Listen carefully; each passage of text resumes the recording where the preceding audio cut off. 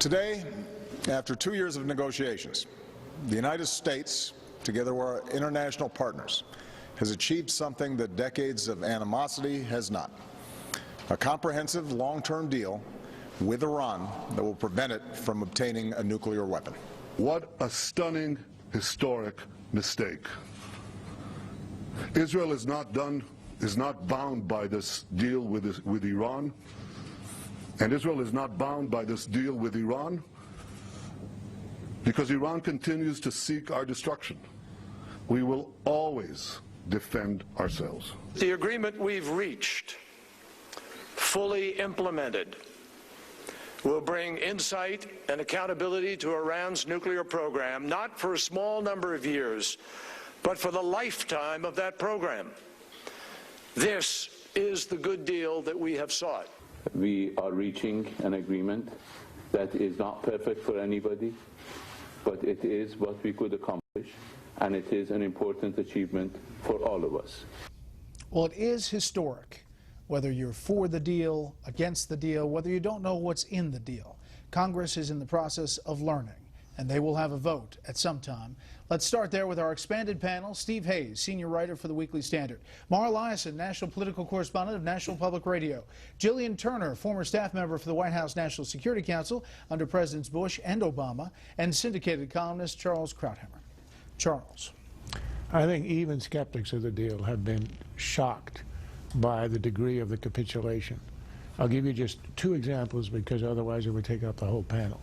Number one, we gave in on the idea of them having to dismantle their enrichment. Okay, so in order to, our backstop was, well, they don't have to dismantle it, they simply have to freeze it because we will have anytime, anywhere inspections.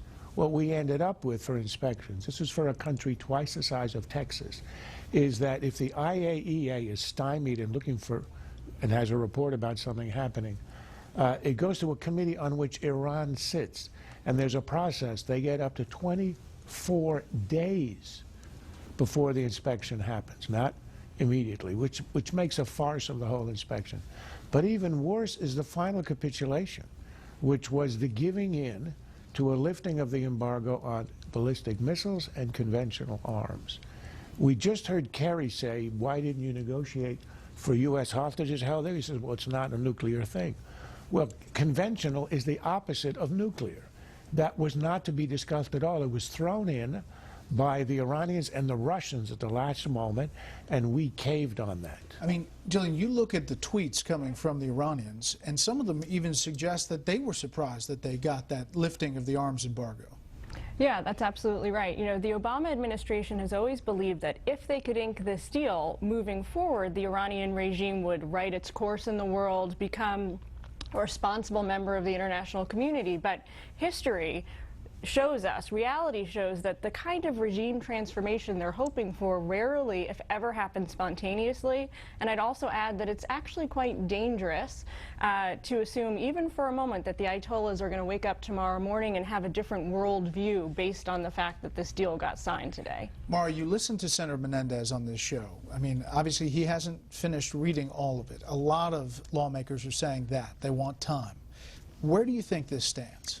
I think the president is starting, and he'll have a press conference tomorrow to begin this effort on a huge, huge selling job. He has to explain what's in the deal. There are going to be a lot of briefings of members of Congress. He has a tough selling job. The Republicans are almost to a person opposed to this. He's got to get enough Democrats that will help him sustain a veto if that's what it comes to. Which is 34 in the Senate. 34 in the Senate. The White House is hoping it won't come to that.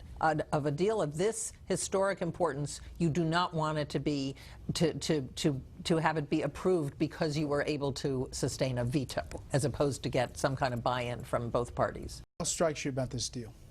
Well, I was struck by these last-minute additions. I mean, Charles mentioned the eventual lifting of the arms embargo, which was sort of new, came out of nowhere, reportedly was a last-minute request by the Iranians that the administration felt that they had to need to meet. The other thing that surprises me is the lifting of, eventually, the lifting of sanctions on Qasem Soleimani, the head of the IRGC Quds Force, and the Quds Force itself.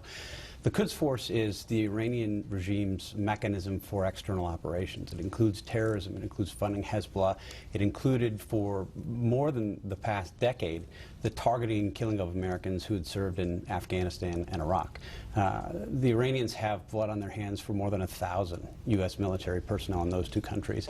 Qasem Soleimani was in charge of that project, and he will eventually have sanctions lifted on him. The Quds Force will have sanctions lifted on it.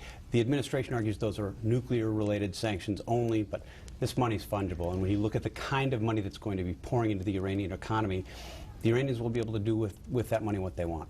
One of your colleagues over at the Weekly Standard, Lee Smith, writes this: from Obama's perspective, the Sunnis aren't going to stop ISIS. In fact, they helped create it. However, the Iranians can do it, and plenty of other things as well, and they can make sure Iraq stays stable, or the administration hopes Iran will play that role because it has no other options. Same, the White House thinks, with Syria, where Iran can manage the inevitable transition after Assad steps aside thanks to the Iranians or is killed. The way Obama sees it, the Quds Force and Soleimani can be the administration's boots on the ground. You buy that, Charles? The idea that this regime, the Iranians and the Quds Force, dedicated in their ideology from day one to the expulsion of the influence of the United States, the dominance of American allies, and the eradication of Israel, that's the pillar of their worldview. That they are going to become our allies anywhere in the region is delusional and dangerous. And the idea that we're going to lift these sanctions, I think Steve talked about how the conventional weapons thing is going to work. Look, it's not just that they're going to use the billions of dollars they're going to get and now be able to shop in the bazaar, the arms bazaar, so they're going to have weapons to distribute to all of their allies, Hezbollah, Hamas, all of their allies around the region, the Yemenis, the Houthis. It's that they are now going to be able to acquire the most sophisticated land-to-ship missiles to deny us, not our allies, us, the U.S. Navy, control of the Persian Gulf and the Straits of Hormuz, which we have had for half a century. We are giving this the opening by lifting the embargo, and secondly, the money with which to buy it. This is quite insane. Quickly, Gillian, I want to get to the politics of this in the next panel, but also the threat of a nuclear arms race with the Gulf nations feeling threatened by Iran, real in the intelligence community, right? Absolutely, and the State Department's going to have to take the show really on the road overseas and spend some time sitting down with our allies in the region who are disgruntled over this, to say the least. Like Saudi Arabia and Israel, a lot of work to do there patching up those ties. Next up, the politics of the Iran deal and how